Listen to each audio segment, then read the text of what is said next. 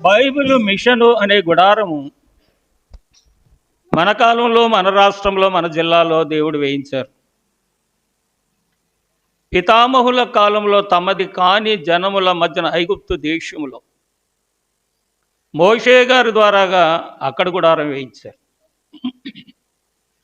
మోషే గారి ద్వారాగా వేయించిన గుడారం నుండి అనేకులైనటువంటి వారిని ఆకర్షించారు, రక్షించారు, విమోచించారు, చరిత్రకారులుగా చేశారు, జీవగ్రంథంలో వారిని దాచి ఉంచారు. దేవునికి స్తోత్రం.